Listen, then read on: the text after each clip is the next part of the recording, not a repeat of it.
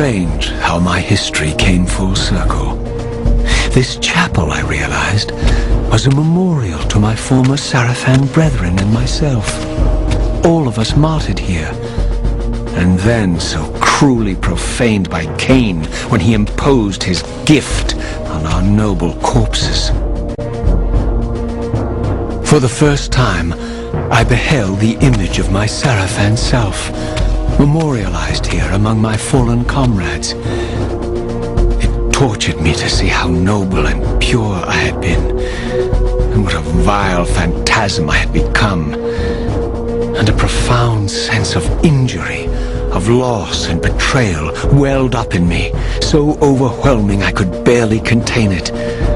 All I wanted at this moment was to find Kain and destroy him.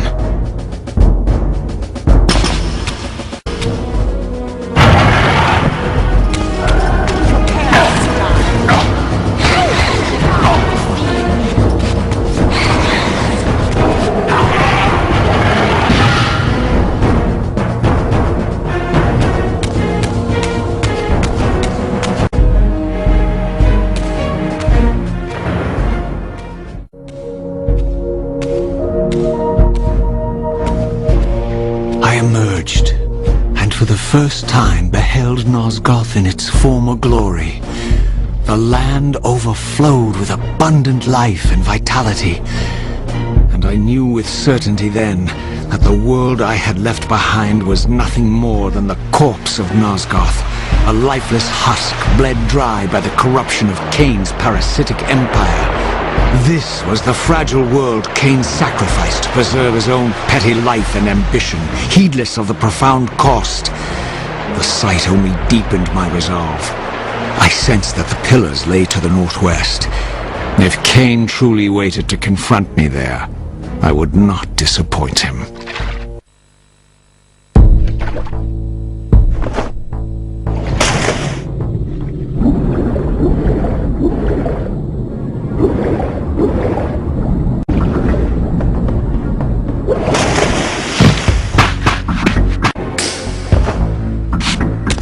While I had only just escaped the stronghold, I sensed that in time my journey would return me full circle to this place.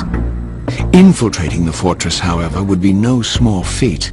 The balcony that had provided my escape was now well beyond my reach, leaving this massive gateway as the only means of entry.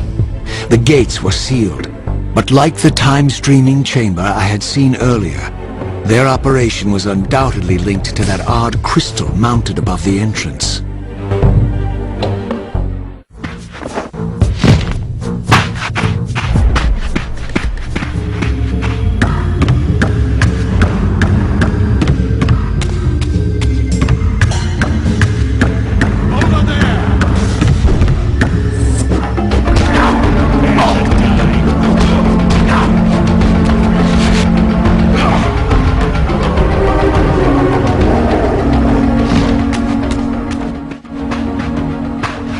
These vampires had nothing in common with the deranged jackals I left behind in Kain's derelict empire.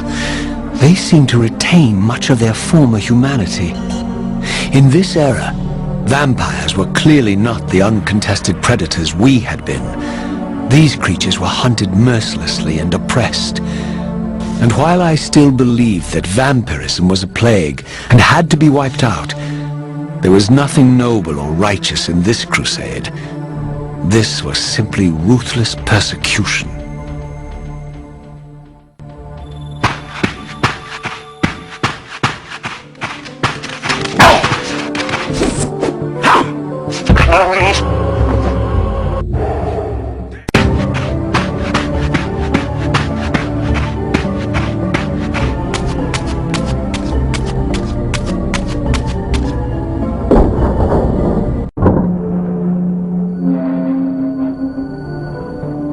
The pillars of Nosgoth, pristine, whole, and uncorrupted.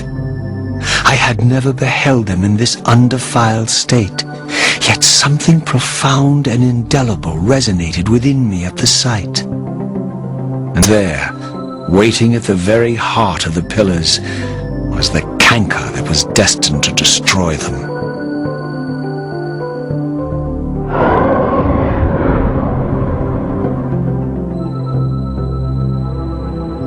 I know you're there, Raziel. Mobius led me to you, Kain, though I might have guessed you'd meet me here. And if Mobius told you I was hidden on the underside of hell, would you throw yourself into oblivion to pursue me? Mobius trawls for the ignorant and unwary, hauling his gasping prey from the streams of their destinies. Stay out of his net, Raziel. Spare me your elaborate metaphors, Kain. I have pursued you here for one purpose. You will pay for your betrayal, and balance will thus be restored to Nosgoth. And whose will is satisfied then? The will of Raziel or Mobius? Would I be better manipulated by you, Kain? Now, turn and face me. The chase is over. This isn't a chase, Raziel. We are merely passengers on the wheel of destiny, describing a perfect circle to this point. We've been brought here for a reason. I've seen the beginning and the end of our story, however, and the tale is crude and ill-conceived. We must rewrite the ending of it. You and I. Face me, Kain. Even you shouldn't die a coward's death. Isn't it customary to grant the condemned a final request? I recall no such courtesy from you. Indulge me, Raziel. All I ask is that you listen. This is the sublime moment of our undoing, Raziel. The ineffable fulcrum upon which swings the entirety of our history. This is where all of Nosgoth is betrayed. In this instant, Ariel, the Balance Guardian, is murdered by dark forces bent on overthrowing the Pillars. Her spirit is just now tearing free, lost in the ether, trying to find its way here. You have already seen how she comes to haunt these Pillars. Bound here by your refusal to die. You are the reason this land becomes diseased. As long as you remain alive, you condemn Nosgoth to an eternity of decay. Be still, Raziel. See this. As Ariel dies, I am being born to take her place as Balance Guardian. Such is my destiny. My God.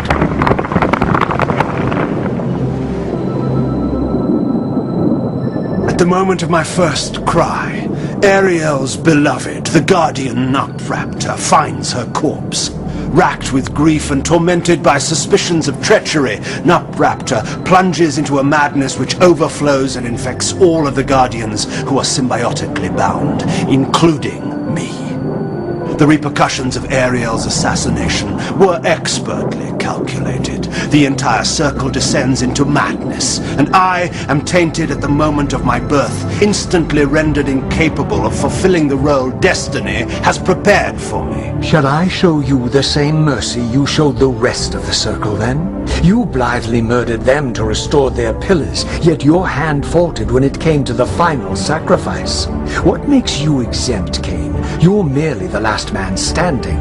Why condemn me for simply carrying out what you hadn't the courage to do yourself? Let's drop the moral posturing, shall we? We both know there's no altruism in this pursuit. Your reckless indignation led you here. I counted on it.